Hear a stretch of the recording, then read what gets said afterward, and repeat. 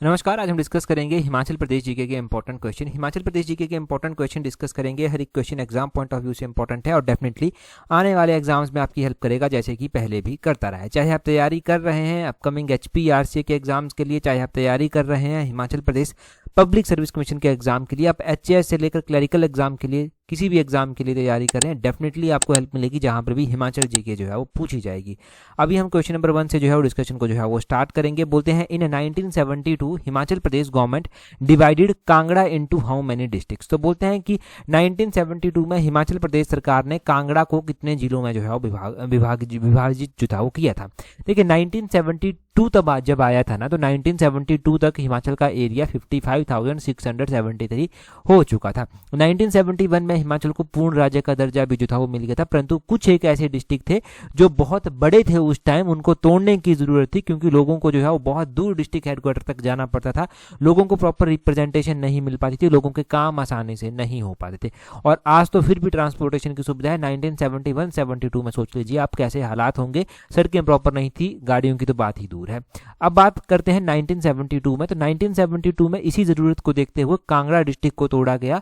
Kangra district को तोड़कर जो है वो 3 नए डिस्ट्रिक्ट जो है वो बनाए गए। ये जो 3 नए डिस्ट्रिक्ट बनाए गए, ये कौन कौन से बनाए गए, ये ऑप्शन बी इसका सही आंसर है। और 3 नए डिस्ट्रिक्ट बनाए गए थे। एक तो कांगड़ा डिस्ट्रिक्ट जो था वो खुद बना था, और एक जो है वो ऊना डिस्ट्रिक्ट बना था, और एक जो था वो हमीरपुर डिस्ट्रिक्ट जो था वो बना था। ठीक है जी, ये डिस्ट्रिक्ट जो था वो बनाए गए थे।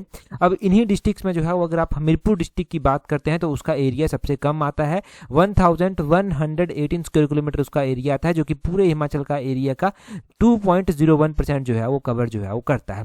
अगर हम ऊना डिस्ट्रिक्ट की बात करते हैं तो ऊना का जो एरिया आता है वो 1540 स्क्वायर किलोमीटर आता है, जो कि पूरे हिमाचल के एरिया का 2.77% जो है वो कवर जो है वो करता है। कांगड़ा डिस्ट्रिक्ट की अगर हम बात करते हैं तो Kangra in term of population सबसे बड़ा डिस्ट्रिक्ट है, परंतु इसका एरिया जो है वो 5739 स्क्वायर किलोमीटर जो है वो आता है। 5739 स्क्वायर किलोमीटर इसका एरिया आता है। पूरे हिमाचल के एरिया का ये 10.31% जो है वो कवर करता है। तो ये आपने एरिया के बारे में ध्यान रखना है इन 3 डिस्ट्रिक्ट्स के। साथ में आपने ध्यान रखना है कि 1972 में जो हिमाचल में जिले थे उनकी संख्या बढ़कर जो था वो 12 हो गई थी। अब 12 जिले हिमाचल प्रदेश में जो था वो हो चुके थे। अभी भी हालांकि ये मांग टाइम टू टाइम उठती रहती है कि कुछ एक जिले अभी भी बड़े हैं, लोगों को डिस्ट्रिक्ट हेडक्वार्टर तक बहुत दूर तक जाना पड़ता है, तो कुछ एक डिस्ट्रिक्ट्स को जो है वो विभाजित, इनके कुछ एक डिस्ट्रिक्ट्स को तोड़ने की बात जो है वो की जाती है। चलिए, ये तो हो गया डिस्ट्रिक्ट्स के बारे में। 1972 को हिमाचल प्रदेश में 35 तहसीलें, 9 जो है वो उप तहसीलें भी जो था वो शामिल की गई थी। ये भी आपने जो है वो ध्यान रखना है। अब 1972 में जो है वो जिलों की व्यवस्था किस तरह से थी? जिलों की व्यवस्था इस तरह से थी कि ये जो 12 जिले उस टाइम बनाए गए थे, वैसे के वैसे ही ये 12 जिले जो हैं वो आज भी हैं। इन टर्म ऑफ एरिया सबसे बड़ा जिला जो है वो लाहौल स्पीति जिला जो है वो आता है। लाहौल स्पीति का जो एरिया है वो 13,841 स्क्वायर किलोमीटर आता है, जो कि पूरे हिमाचल के एरिया का 24.86% जो है वो कवर जो है वो करता है। अक्सर ऐसे आसान क्वेश्चन जो है वो HPRC अभी पूछ रहा है, तो ये स्टैटिक डाटा याद करने की आदत जो है वो डाल लीजिए। सबसे बड़ा डिस्ट्रिक्ट पता चल गया, सबसे छोटा डिस्ट्रिक्ट पता चल गया, कांगड़ा का, ऊना का, हमीरपुर का, इन सब का एरिया भी पता चल गया। इतना काफी है।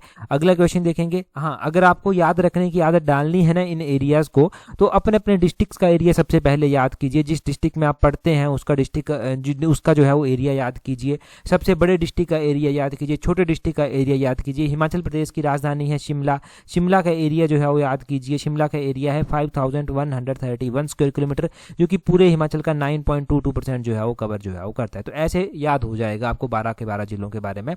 अगला क्वेश्चन देखिए क्या बोलते हैं। बोलते हैं the Pin valley national park was established in which year. Himachal Pradesh में 5 ही तो नेशनल पार्क हैं। अब 5 नेशनल पार्क हैं, बोलते हैं इनमें से ये पिन वैली नेशनल पार्क है, इसकी स्थापना जो था वो कौन से ईयर में की गई थी? पिन वैली नेशनल पार्क जो है वो 1987 में जो था वो बना था। ऑप्शन सी जो है वो सही आंसर है। ये जो पिन वैली नेशनल पार्क आता है ये लाहौल स्पीति में जो है वो आता है, ये आपने ध्यान रखना है। ये एक कोल्ड डिजर्टेड एरिया जो है वो आता है, यानी कि यहाँ पर ठंडा मरुस्थल इसको बोला जाता है। और आपने ध्यान रखना है कि हिमाचल प्रदेश में जब भी नेशनल पार्क की बात हो रही है, ग्रेटर हिमालयन नेशनल पार्क की बात करना जरूरी है। ये जो ग्रेटर हिमालयन नेशनल पार्क है ये जो है वो आपने ध्यान रखना है कि 1984 में बना था। 1999 में इसको नेशनल पार्क का दर्जा दिया गया और 2014 में इसको यूनेस्को की हेरिटेज लिस्ट में जो है वो शामिल जो था वो किया गया था। वैसे ही हमारे पास इंद्र किला नेशनल पार्क जो है वो आता है। इंद्र किला नेशनल पार्क जो है वो कुल्लू में आता है। ये लगभग 2010 के करीब नोटिफाई हुआ था। वैसे ही खीर गंगा नेशनल पार्क है कुल्लू का, वो भी इसी दौरान जो है नोटिफाई हुआ था। और एक सिंबलबड़ा नेशनल पार्क आता है जिसके बारे में हम पढ़ेंगे भी। सिंबलबड़ा नेशनल पार्क भी लगभग 2010 के करीब ही नोटिफाई हुआ और ये सिरमौर में जो है वो आता है। एक क्वेश्चन आएगा सिंबलबड़ा के बारे में भी, वो आगे हम देखेंगे तो कॉन्सेप्ट ज़्यादा क्लियर जो है वो हो जाएंगे। अगले क्वेश्चन में बोलते हैं इन फरवरी 1948 पंडित पद्मदेव बोलते हैं Pandit in which princely state was the movement started in a violent manner under the chairmanship of Padmadev. तो बोलते हैं कि हिंदी में देखिए ज़्यादा अच्छे से समझ जाएगा। फरवरी 1948 में पंडित पद्मदेव की अध्यक्षता में अहिंसात्मक तरीके से आंदोलन की शुरुआत की गई। बोलते हैं ये आंदोलन की शुरुआत जो है वो किस रियासत में जो था वो की गई थी। अगर आप पंडित पद्मदेव की अध्यक्षता में देखते हैं कि कोई आंदोलन स्टार्ट किया गया था 1948 में, तो वो आंदोलन जो है वो स्टार्ट किया गया था सुकेत रियासत में। ऑप्शन बी इसका सही आंसर हो जाएगा। सुकेत सत्याग्रह की कहानी भी बड़ी ही दिलचस्प है। होता है इस तरह से है कि सुकेत रियासत के जो अंतिम शासक हुआ करते थे वो राजा लक्ष्मण सेन हुआ करते थे। राजा लक्ष्मण सेन को लोगों ने एक नोटिस भेजा और कहा कि इस रियासत को जो है वो भारतीय संघ में जो है वो शामिल कर दे और इस घोषणा को जो है वो जल्दी से जल्दी जो है वो कर दे कि भारत संघ में जो है वो सुकेत रियासत इसका जो है वो विलय हो गया है। अगर ऐसा वो नहीं करते तो हिमालयन हिल स्टेट सब रीजनल काउंसिल के सदस्य जो है वो सुकेत प्रजामंडल के साथ मिलकर जो है वो सत्याग्रह करेंगे और राजा को जो है वो विलय करने के लिए जो है वो मजबूर कर देंगे। अब बोलते हैं राजा ने इस नोटिस को जो है वो इग्नोर कर दिया, इसका कोई जवाब नहीं दिया। इसके परिणाम स्वरूप ये होता है कि 16 फरवरी को जो है वो सुकेत सत्याग्रह जो है वो प्रारंभ जो है वो हो जाता है। अब सुकेत सत्याग्रह प्रारंभ हो चुका था। बोलते हैं 16 फरवरी 1948 को ही तत्तापानी, करसोग, फिरनू, बहना, चाबा, जयदेवी, पंगाणा इन स्थानों पर सत्याग्रहियों के जत्थे जो हैं वो इकट्ठे होते हैं और योजनाएं बनाना स्टार्ट कर देते हैं, आगे की ओर बढ़ना स्टार्ट कर देते हैं। करसोग में सत्याग्रहियों ने तहसीलदार को बंदी बना लिया, सरकारी दफ्तरों पर कब्जा कर लिया। इस तरह से एक्टिविटीज़ जो है वो होने लगी। 19 फरवरी को जो है वो सत्याग्रही जो थे इन्होंने जो है वो जुलूस निकाला और पंगाणा तक जो है वो पहुँच गए। 22 फरवरी आते आते जो है वो लगभग 4000 सत्याग्रही इकट्ठे हो गए थे और सुंदरनगर की ओर जो है वो इन्होंने मार्च करना स्टार्ट कर दिया था। सुंदरनगर पहुंचते पहुंचते जो है लगभग 5000 सत्याग्रही जो था वो हो गए थे। और कहते हैं कि उस टाइम जो है वो इसी दौरान जो है वो पता चलता है कि डॉक्टर यशवंत सिंह परमार एक सूचना भेजते हैं कि गृह मंत्रालय से जो है वो सत्याग्रह को रोकने का आदेश जो है वो आया है। परंतु पंडित पद्मदेव, शिवानंद रमौल, देवेंद्र सिंह, पूर्णचंद हो गए, ये कुछ प्रमुख नेता ऐसे थे जो आपस में परामर्श करते हैं और सत्याग्रह को जारी रखने का ही निश्चय जो है वो करते हैं। इसी बीच जो है वो गृह मंत्रालय ने जो है वो फौजी सहायता भेजने की जो है वो ठान ली थी। मतलब वो सूचना पहुंच जाती कि फौजी सहायता वो भेज रहे हैं। 25 फरवरी को जो है वो लगभग 10,000 सत्याग्रही सुंदरनगर पहुंच चुके थे। और बोलते हैं कि रियासत जो इस रियासत यानी कि सुकेत रियासत की जो सिपाही थे, फौजी टुकड़ी थी, उसने तो हार मान ली थी। राजा लक्ष्मण सेन जो था वो दिल्ली चले गए और बोलते हैं कि सत्याग्रही जो 10,000 इकट्ठे हो गए थे उन्होंने सुकेत रियासत पर कब्जा कर लिया। रात को सत्याग्रहियों ने जो है वो भारत माता का एक ड्रामा भी किया जिसमें भारत माता को बेड़ियां और जंजीरों में बांधा हुआ दिखाया गया और उन बेड़ियों और जंजीरों से जो है वो मुक्त कराने का जो है ये नाटक जो है वो दिखाया गया। मतलब नाटक में ये दिखाया जा रहा था कि भारत माता को बेड़ियां लगी हुई हैं, जंजीरों से बंधी हुई है और भारत माता जो है वो अब मुक्त हो रही है, ये दिखाया गया। लोग बहुत ज़्यादा खुश हुए और धीरे धीरे सुकेत में फौजी सिपाही भी पहुंचना जो है वो स्टार्ट हो गए थे। परंतु फाइनली ये अनाउंस कर दिया जाता है कि सुकेत जो है वो अब भारत सरकार के अधिकार में जो है वो आ गया है। सुकेत रियासत पर भारत सरकार का पूर्ण अधिकार हो गया है और यहाँ से लोग जो है वो खुश हो गए और हट फिर कर जो है वो लोगों ने सत्याग्रह वापस लिया। और इस तरह से ये पूरा का पूरा सत्याग्रह जो था वो उस दौरान जो था वो हुआ था, जिसको सुकेत सत्याग्रह के नाम से जो है वो जाना जाता है। ये सुकेत सत्याग्रह आपने जान लिया कि सुकेत सत्याग्रह हुआ था। यहाँ पर धामी दिया गया है, बुशहर दिया गया है, चंबा यहाँ पर दिया गया है। देखिए धामी में भी जो है वो सत्याग्रह हुआ था। धामी सत्याग्रह जो हुआ था वो कौन से ईयर में हुआ था, या फिर धामी गोलीकांड भी एक हुआ था। धामी गोलीकांड जो था वो 1939 में हुआ था। उससे पहले प्रेम प्रचारणी सभा धामी 1937 में बनी थी। 1939 में इसको धामी रियासती प्रजामंडल में कन्वर्ट कर दिया गया था और धामी गोलीकांड भी 1939 में ही फिर होता है। बुशहर की बात हम कर रहे हैं तो बुशहर में भी हम देखते हैं कि बुशहर में 1859 में जो है वो रामपुर बुशहर के लोग जो हैं वो वहाँ का जो प्रशासन था उसके खिलाफ जो है वो विद्रोह करते हैं और इसे जो है वो दुम्ह आंदोलन का नाम जो है वो दिया जाता है। दुम्ह आंदोलन जो है वो इसको बोलते हैं। ये ध्यान रखें, दुम्ह आंदोलन कौन से ईयर में हुआ था? 1859 में हुआ था। चंबा की अगर हम बात कर रहे हैं तो चंबा में 1895 में एक किसान आंदोलन जो था वो हुआ था। राजा शाम सिंह हुआ करते थे, उनके वजीर गोविंद राम हुआ करते थे। इनके प्रशासन में जो है वो किसानों पर भूमि लगान का भारी बोझ था, तो लोगों ने उसके खिलाफ, किसानों ने उसके खिलाफ जो था वो आवाज़ उठाई थी। तो ये भी आपने ध्यान रखना है कि चंबा में ये आंदोलन जो था वो कौन से ईयर में हुआ था। 1895 में चंबा में किसान आंदोलन जो था ये हुआ था। तो चंबा भी क्लियर हुआ, बुशहर भी हुआ क्लियर, सुकेत भी हुआ क्लियर और धामी भी जो है वो क्लियर हुआ। इतना याद रख लिया यहाँ से तो वो काफ़ी है। अगले क्वेश्चन की ओर बढ़ेंगे। नेक्स्ट क्वेश्चन में हमसे जो है वो क्या पूछा गया है, अगला क्वेश्चन हम डिस्कस करें उससे पहले अगर आप तैयारी कर रहे हैं अपने अपकमिंग HPRC के पटवारी एग्जाम के लिए, पंचायत सेक्रेटरी एग्जाम के लिए, तो आप हमारी कॉम्प्रिहेंसिव टेस्ट सीरीज के साथ जुड़ सकते हैं, जिसका लिंक नीचे डिस्क्रिप्शन बॉक्स, कमेंट बॉक्स में जो है वो दिया गया है। इस टेस्ट सीरीज के साथ आप जो है वो जुड़ सकते हैं और अपनी स्टडी को प्रॉपर शेप दे सकते हैं। देखिए ये टेस्ट सीरीज हमारी ऐसी है स्लॉट 4 की, यहाँ पर आप 2 एग्जाम्स की तैयारी जो है वो एक साथ जो है वो कर पाएंगे। साथ में ही अगर आप तैयारी जूनियर ऑफिस असिस्टेंट के एग्जाम के लिए कर रहे हैं तो जूनियर ऑफिस असिस्टेंट की टेस्ट सीरीज के साथ भी जुड़ सकते हैं, जिसका लिंक नीचे डिस्क्रिप्शन बॉक्स, कमेंट बॉक्स में जो है वो दिया गया है। अब देखिए इन एग्जाम्स के लिए आपके पास एनफ टाइम है और एक अच्छी अपॉर्चुनिटी भी जो है वो है। आपके ऊपर डिपेंड करता है कि आप इस अपॉर्चुनिटी को जो है वो किस तरह से अवेल करते हैं, किस तरह से इसका फ़ायदा जो है वो उठाते हैं। नीचे टेस्ट सीरीज के लिंक दिए गए हैं, वहां से आप टेस्ट सीरीज के साथ जुड़ सकते हैं। अगला क्वेश्चन देखिए, बोलते हैं the colonel Sherjang national park also known as the Simbalbara national park spans about how much area. हम पढ़ ही रहे थे कि हिमाचल प्रदेश में जो है कर्नल शेरजंग नेशनल पार्क आता है। एक हमने सिंबलबड़ा नेशनल पार्क इससे पहले पढ़ा था। बोलते हैं इसको सिंबलबड़ा नेशनल पार्क को जो है कर्नल शेरजंग नेशनल पार्क के नाम से भी जो है वो जाना जाता है। अब ये लगभग कितने क्षेत्रफल तक जो है वो फैला हुआ है, इसका क्षेत्रफल जो है वो कितना है? तो इसका क्षेत्रफल जो है वो 27.88 स्क्वायर किलोमीटर है। ऑप्शन ए जो है वो इसका सही आंसर होगा, ये ध्यान रखना है। अब देखिए ये जो सिंबलबड़ा नेशनल पार्क आता है ये पोंटा वैली में जो है वो आता है। इस पोंटा वैली को जो है वो क्यारदादुन वैली के नाम से भी जो है वो जाना जाता है। सिरमौर डिस्ट्रिक्ट में आता है, परंतु हरियाणा के साथ जो है ये बाउंड्री जो है वो इसकी लगती है। ये भी ध्यान रखें कि हरियाणा के साथ इसकी बाउंड्री जो है वो लगती है और ये लगभग जो है वो 27.88 किलोमीटर स्क्वायर एरिया तक जो है फैला हुआ है।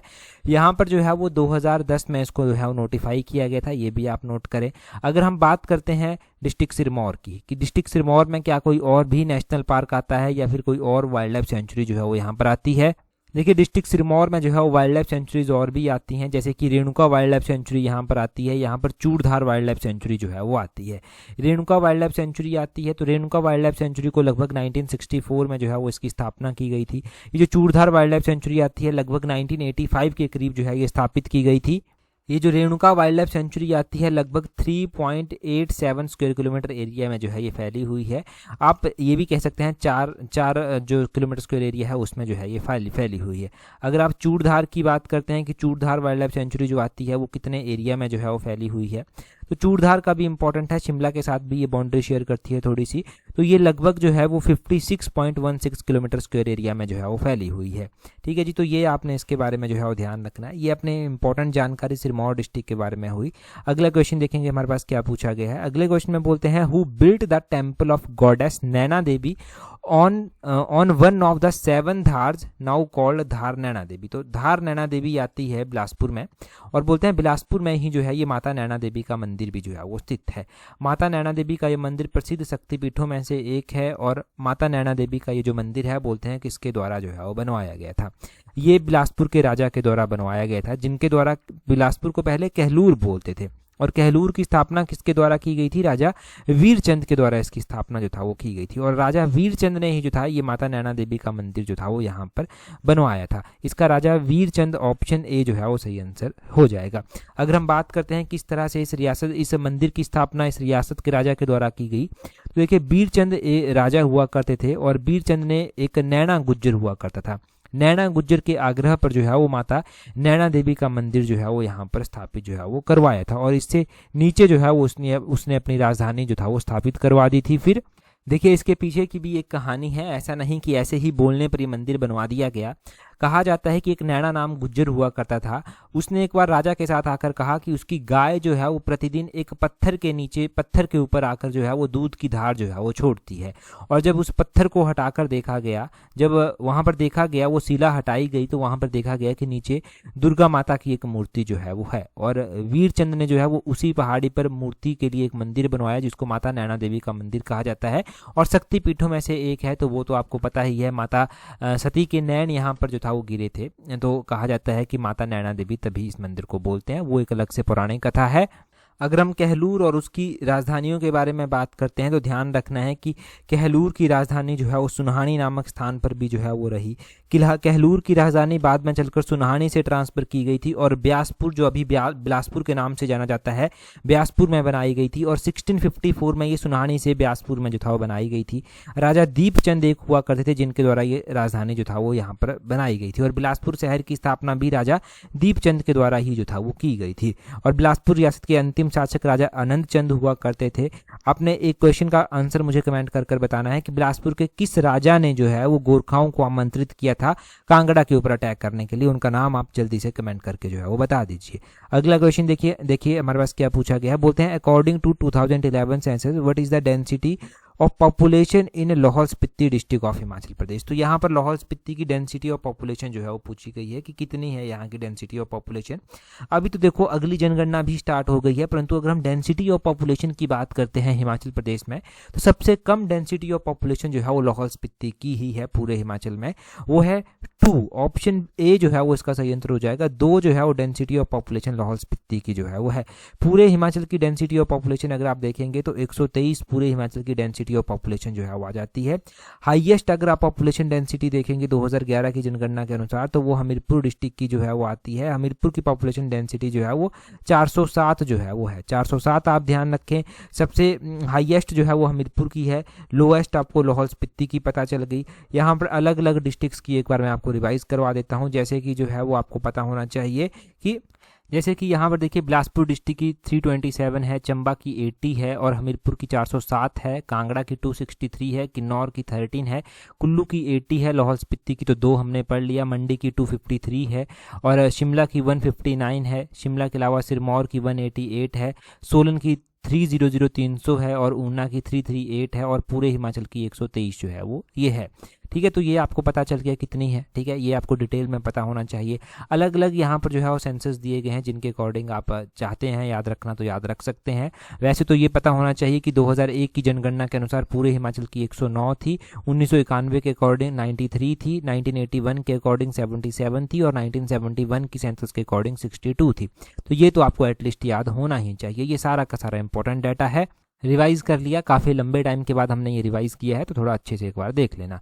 अगला क्वेश्चन देखिए क्या बोलते हैं who was leader of opposition in Himachal Pradesh territorial council during 1957। तो बोलते हैं कि 1957 में टेरिटोरियल काउंसिल की यहाँ पर बात की गई है। बोलते हैं who was leader of opposition in the Himachal Pradesh territorial council. तो टेरिटोरियल काउंसिल 1957 में लीडर ऑफ अपोजिशन कौन हुआ करते थे, तो उनका नाम ध्यान रखना है, वो भागवत सोहटा जो था वो हुआ करते थे। ऑप्शन ए इसका सही आंसर है।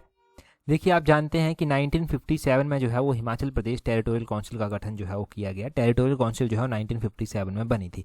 ठाकुर करम सिंह की अध्यक्षता में जो है वो 1957 में जो है ये बनी थी। और यहाँ पर भागवत सोहटा को, ये निर्दलीय सदस्य हुआ करते थे, चौपाल से ये हुआ करते थे। इनको जो है वो आपने ध्यान रखना है कि ठाकुर भागवत सोहटा को जो है वो लीडर ऑफ अपोजिशन जो है वो उस दौरान बनाया गया था। हालांकि 1963 में इस टेरिटोरियल काउंसिल को फिर से लेजिस्लेटिव असेंबली में जो है वो कन्वर्ट कर दिया गया था। 1957 में ये बनाई गई, 1963 में इसको कन्वर्ट कर दिया गया, फिर लेजिस्लेटिव असेंबली बन गई। और लेजिस्लेटिव असेंबली जब बन गई ये तो फिर से जो है वो इलेक्शन हुए और आपको पता है फिर मुख्यमंत्री बनाए गए। वो डॉक्टर यशवंत सिंह परमार ही मुख्यमंत्री बने थे। पहली बार जो 1952 में इलेक्शन हुए थे उस दौरान भी डॉक्टर यशवंत सिंह परमार को ही जो है वो हिमाचल प्रदेश का मुख्यमंत्री बनाया गया था। ठीक है जी, तो पहले नॉन कांग्रेस मुख्यमंत्री जो हिमाचल प्रदेश में बने थे वो शांता कुमार जो था वो बने थे। तो शांता कुमार जी का नाम भी आपने ध्यान रखना। जनता पार्टी से जो था वो बने थे। अगला क्वेश्चन देखेंगे हमारे पास क्या पूछा गया है, लेक्स के ऊपर ये क्वेश्चन है। बोलते हैं which of the following lakes located in Himachal Pradesh is a glacier lake known for its status and religious significant at high altitude. तो ये क्वेश्चन एग्जाम में पूछा भी गया था अभी। बोलते हैं यहाँ पर कि हिमाचल प्रदेश की इनमें से कौन सी ऐसी लेक है जो हाई एल्टीट्यूड पर जो है वो स्थित है और एक हिमनदीय झील है, मतलब ग्लेशियर से उसको पानी मिलता है और धार्मिक महत्व से भी वो जानी जाती है। क्या वो पौंग झील है, क्या वो गोविंद सागर झील है, क्या वो रेणुका झील है, क्या वो चंद्रताल झील है। तो ऐसी झील आपको बतानी है जो पौराणिक उसका धार्मिक महत्व भी हो और वो जो है वो ग्लेशियर से भी पानी लेती हो। तो वो चंद्रताल झील जो है वो हो जाएगी, ऑप्शन डी इसका सही आंसर है। चंद्रताल झील को लेक ऑफ मून भी बोला जाता है, यानी कि चंद्रदेव के साथ, चंद्रमा के साथ जो है वो इसको जोड़ा जाता है। तो धार्मिक महत्व भी हो गया इसका। लाहौल स्पीति में ये है, चंद्रा ग्लेशियर से इसको पानी जो है वो मिलता है। और आपने ध्यान रखना है कि ये लेक जो यहाँ पर आती है चंद्रताल लेक जो है वो चंद्रा रिवर को जो है वो पानी जो है वो प्रोवाइड जो है वो करवाती है। चाइनीज यात्री हेन सांग आया था जिसने इस लेक को जो है वो लोहित्य सरोवर जो था वो कहा था। ठीक है, लोहित्य सरोवर इसको कहा गया था। लाहौल स्पीति में चंद्रताल आती है, सूरजताल आती है, लाहौल स्पीति में ही यूनामसो लेक आती है, विशाल ताल आती है, दीपक ताल जो है वो आती है। तो इस तरह की लेक्स जो है वो बिलासपुर में आती है। रेणुका का आपको पता है, रेणुका झील जो है वो हिमाचल प्रदेश की सबसे बड़ी नेचुरल झील जो है वो आती है, सिरमौर डिस्ट्रिक्ट में स्थित है। गोविंद सागर हिमाचल की सबसे बड़ी जो है वो आर्टिफिशियल झील आती है। गोविंद सागर जो है वो भाखड़ा जो बिलासपुर में है वहां पर स्थित है। और पौंग झील जो है वो आती है। पौंग झील का आपको पता है कि पौंग झील जो है वो कांगड़ा में बनी हुई है और ये कांगड़ा में जो है वो स्थित है। तो ये आपको जो है वो ध्यान रखना है इन लेक्स के बारे में क्लियर हुआ। अगला क्वेश्चन देखेंगे हमारे पास नेक्स्ट क्वेश्चन में क्या पूछा गया है। अगले क्वेश्चन में बोलते हैं, यहाँ पर बोलते हैं who is the author of the book Shimla past and present. तो शिमला पास्ट एंड प्रेजेंट किताब के लेखक कौन है? एक बार नहीं हजारों बार ये क्वेश्चन पढ़ चुके हैं हम। E.J. बक जो है वो शिमला पास्ट एंड प्रेजेंट के जो है वो लेखक हैं। ऑप्शन बी जो है वो इसका सही आंसर हो जाएगा। हिमाचल के इंपॉर्टेंट राइटर उनके द्वारा लिखी गई किताबें, ये भी एक बार हम रिवाइज कर ही लेते हैं क्योंकि इनके ऊपर भी लगभग क्वेश्चन जो है वो बने ही हैं हर साल ही। अगर इंपॉर्टेंट किताबों की बात करते हैं तो हिमाचल प्रदेश परिचय एक किताब आती है जो देवराज शर्मा के द्वारा लिखी गई है। हिमाचल अतीत वर्तमान और भविष्य एक झलक किताब देवराज शर्मा के द्वारा ही लिखी गई है। हिमाचल प्रदेश में ही हिस्ट्री ऑफ मंडी किताब जो है वो हिस्ट्री ऑफ मंडी किताब विक्रम कायस्थ के द्वारा लिखी गई है। और हिस्ट्री ऑफ मंडी स्टेट भी एक किताब है जो मनमोहन सिंह के द्वारा जो है वो लिखी गई है। और शांता कुमार जो हम बात कर रहे थे कि पहले नॉन कांग्रेस मुख्यमंत्री जो था वो बने थे, इनके द्वारा जो है वो लाजो किताब लिखी गई है। हिमालय पर लाल छाया किताब लिखी गई है। धरती है बलिदान की किताब इनके द्वारा लिखी गई है। पहाड़ बेगाने नहीं होंगे किताब इनके द्वारा जो है वो लिखी गई है। Y.S. परमार जो हिमाचल के पहले मुख्यमंत्री बने थे उनके द्वारा पोलेंड्री इन हिमालयस किताब लिखी गई है। Himachal Pradesh its shape and state किताब भी इनके द्वारा जो है वो लिखी गई है। तो ये किताबें आपने ध्यान रखनी है। अगले क्वेश्चन में देखिए क्या बोलते हैं इन विच डिस्ट्रिक्ट ऑफ हिमाचल प्रदेश ही जो सुखसार लेक। तो दूसरा क्वेश्चन ये लेक्स का आ गया क्योंकि लेक्स के ऊपर ज्यादा क्वेश्चन HPR से पूछ रहा है, ज्यादा मतलब हर एक एग्जाम में एक क्वेश्चन तो लेक्स के ऊपर आ ही रहा है। तो लेक्स की बात की जा रही है, सुखसार लेक की बात की जा रही है। ये जो सुखसार लेक आती है ये रिवाल्सर के नजदीक मंडी टाउन में जो है वो आती है, मतलब मंडी का जो रिवाल्सर टाउन है उसके नजदीक ही आती है। ऑप्शन सी इसका सही आंसर हो जाएगा। मंडी में जो इंपॉर्टेंट लेक्स आती हैं वो कौन कौन सी इंपॉर्टेंट लेक्स जो है वो आती हैं? मंडी में रिवाल्सर लेक आती है, ये तो आपको पता ही है। मंडी में जो है पराशर लेक आती है, ये भी आपको पता ही है। इसके अलावा मंडी में जो है वो कुंतभ्योग लेक जो है वो आती है। ये आपने ध्यान रखना है कि कुंतभ्योग लेक कहाँ पर आती है, वो मंडी में आती है। मंडी में कलाशर लेक जो है वो आती है, वो आपने ध्यान रखना है कि कलाशर लेक जो है वो कहाँ पर आती है। मंडी में ही जो है वो इसके अलावा जो है कुमारवाह लेक जो है वो आती है, वो मंडी में जो है वो आती है। तो ये इंपॉर्टेंट लेक्स जो है वो मंडी में जो है वो आती है। डिस्ट्रिक्ट मंडी जो है वो वहां पर जो है ये आती है। अच्छा, जब लेक्स की भी बात हो ही रही है तो आप ही कमेंट कर बताएंगे कि महाकाली झील जो है वो कौन से डिस्ट्रिक्ट में जो है वो आती है। कौन सी महाकाली झील जो है वो कौन से डिस्ट्रिक्ट में आती है? जल्दी से कमेंट कर जो है वो बता दीजिए। अगला क्वेश्चन देखिए, बोलते हैं how many tyres does the Panchayati Raj system have under Himachal Pradesh Panchayati Raj act 1994। तो बोलते हैं कि अभी पंचायतों के इलेक्शन हो भी रहे हैं हिमाचल में, मतलब प्रक्रिया जो है वो चल पड़ी है। तो बोलते हैं हिमाचल प्रदेश पंचायती राज अधिनियम 1994 के तहत पंचायती राज प्रणाली के कितने स्तर जो है वो हिमाचल प्रदेश में है? 4 ऑप्शंस आपके पास दिए गए हैं। अपना आंसर आप कमेंट कर जो है वो बताएंगे कि कितने स्तर जो है वो पंचायती राज के हिमाचल प्रदेश में जो है वो है। टेलीग्राम पर अगर आपने अभी भी ज्वाइन नहीं किया है तो टेलीग्राम पर ज्वाइन करने के लिए अपने टेलीग्राम से @allexam31 सर्च करना, आपको हमारा टेलीग्राम चैनल मिल जाएगा। आज की इस वीडियो में इतना ही है। That's all for today. Thank you very much for watching and listening it very patience.